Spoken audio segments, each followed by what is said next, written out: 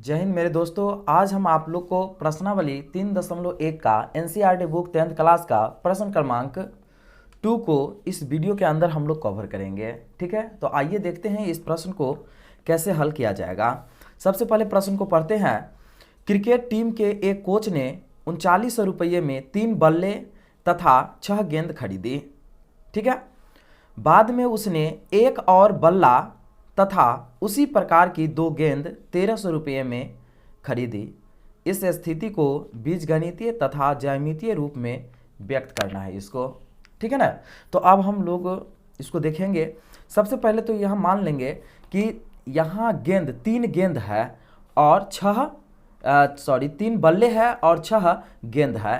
तो यहाँ हम ये देख लेंगे कि बल्ला कैसा है और गेंद कैसा है। तो लिखेंगे क्या, माना बल्ले बराबर x और गेंद बराबर y। इसको हम इस तरह से मान लिए हैं।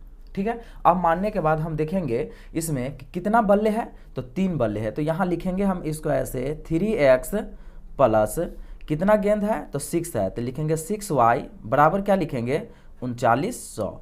इस तरह से लिखेंगे। ठीक है, अब यहाँ देखेंगे कॉमन पार्ट कॉमन हो जाएगा, इस दोनों में 3 हो जाएगा कॉमन। तो लिखेंगे 3x प्लस 2y बराबर यहाँ क्या हो गया, 3900।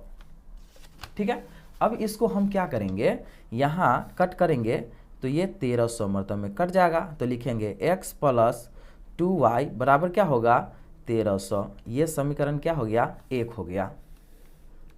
ठीक है, फिर इसी तरीका से बाद में क्या करता है, एक और बल्ला खरीदता है। कितना बल्ला खरीदता है, एक बल्ला खरीदता है। देखिए यहाँ x है तो क्या हो जाएगा, यहाँ 1x हो जाएगा, एक बल्ला। और फिर इसके बाद क्या करता है, उसी तरह के 2 गेंद खरीदता है। तो गेंद 2y है, कितना रुपया में खरीदता है, तो 1300 में खरीदता है। तो इसको अगर फिर ये दोनों जोड़ जाएगा तो क्या होगा, x प्लस 2y बराबर 1300। इसको हम क्या करेंगे, समीकरण 2 ले लेते हैं। ठीक है, तो ये क्या हो गया, ये तो बीजगणितीय रूप में हो गया। यहाँ तक जो हम लोग बनाए इसको बीजगणितीय रूप कहेंगे। लेकिन अब हम लोग किस में चलेंगे, ज्यामितीय रूप में। तो ज्यामितीय रूप में व्यक्त करने के लिए हमको x और y का कॉमन वैल्यू चाहिए। ठीक है, तो कैसे होगा, तो यहाँ एक इस तरह से पहले हम बॉक्स बनाते हैं। ठीक है, यहाँ इस तरह से बॉक्स बनाएंगे और इस बॉक्स में लिखेंगे x y। कम से कम इसमें 2 डिजिट हमको वैल्यू चार्ट में निकालना पड़ेगा। यदि हम निकाल लेते हैं तो आसानी से इस प्रश्न को हम लोग क्या कर लेंगे, तो हल कर देंगे। ठीक है, ऐसे हो गया। अब यहाँ पहले समीकरण 1 से चलते हैं। ठीक है, तो यहाँ अगर हम जैसे x का मान अगर 0 रख लेंगे तो y का मान देखिए कितना निकलेगा। तो लिखेंगे क्या, x बराबर 0। तो लिखेंगे x प्लस 2y बराबर क्या होगा, 1300।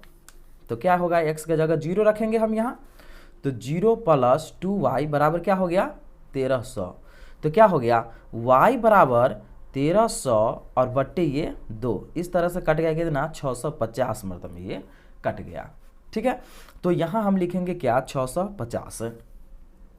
ठीक है, अब इसके बाद क्या करना है, यहाँ पर y का वैल्यू हम अब क्या रखेंगे कि हमको वैल्यू चार्ट जो है थोड़ा सा कम आ जाना चाहिए। अगर हम यहाँ पर 0 रख देते हैं तो x का वैल्यू तो हमको 1300 आ जाएगा, लेकिन यहाँ पर कुछ और भी कम रखा जा सकता है।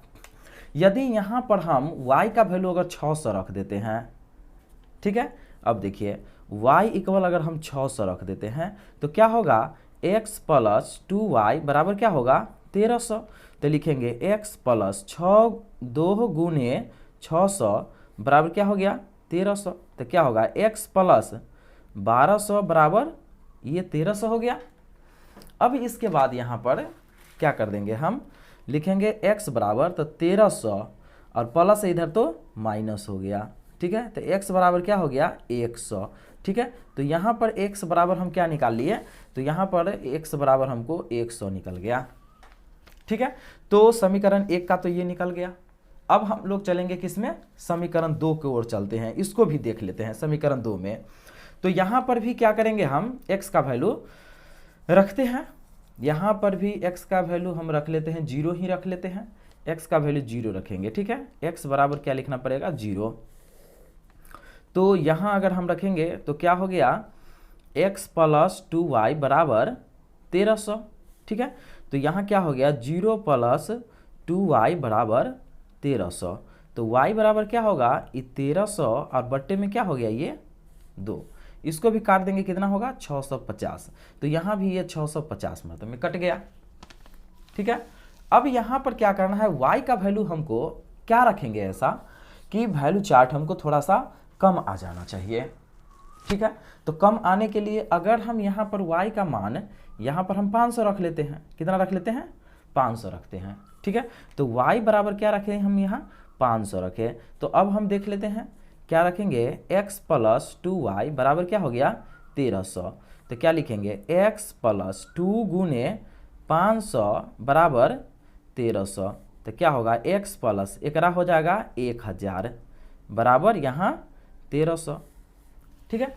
तो इसको हम अगर x बराबर लिखेंगे तो क्या लिखेंगे 1300, अब प्लस में है तो इधर माइनस में आ जाएगा 1000। तो x बराबर क्या हो गया 300 यहाँ पर आ गया, ठीक है। तो यहाँ हम क्या करेंगे यहाँ हम 300 रख लेंगे, ठीक है। तो इस तरह से हमको यहाँ पर आ गया क्या 2 बॉक्स आ गया। अब इसी बॉक्स को क्या करना है हमको समीकरण पर हमको दर्शा देना है। तो आइए देखते हैं कैसे इसको दर्शाते हैं।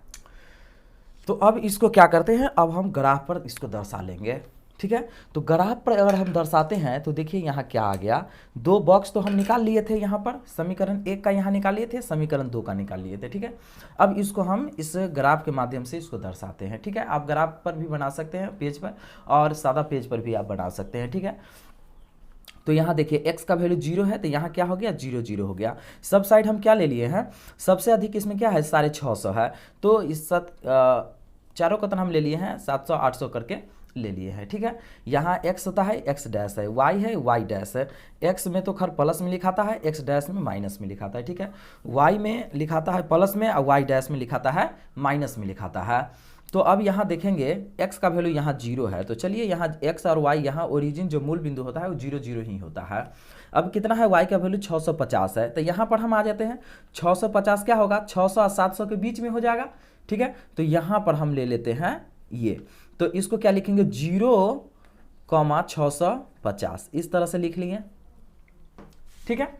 अब हम देखेंगे क्या अब दूसरा देख लेते हैं। तो दूसरा नंबर हमको यहाँ पर क्या है तो दूसरा नंबर है यहाँ पर x का वैल्यू है कितना 100 है, ठीक है। तो x में आते 100 तो यहाँ 100 है ये, ठीक है।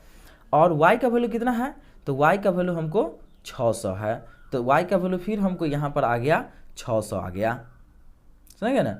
यहाँ y का वैल्यू आ गया 600 आ गया। तो चलिए ये उसको यहाँ तक हम रहने देते हैं, ये बिंदु हो गया। इसके बाद समीकरण 2 में देख लेते हैं। तो समीकरण 2 में यदि देखेंगे तो x का वैल्यू फिर क्या है 0 है तो यहाँ 0 आ गया, ठीक है। y का वैल्यू कितना है 650 तो यहाँ 650 इसी पर आ गया, यही बिंदु पर आया। अब फिर देखते हैं x का वैल्यू कितना है 300 है तो x का वैल्यू यहाँ 300 है और y का वैल्यू कितना है तो 500 है, y का वैल्यू यहाँ पर 500 है। तो दोस्तों अगर देखा जाए तो इस ग्राफ को हम कैसे खींच सकते हैं तो देखिए ग्राफ को हम एक बार इस तरह से खींच देंगे, कैसे ऐसे खींच लेंगे, ठीक है।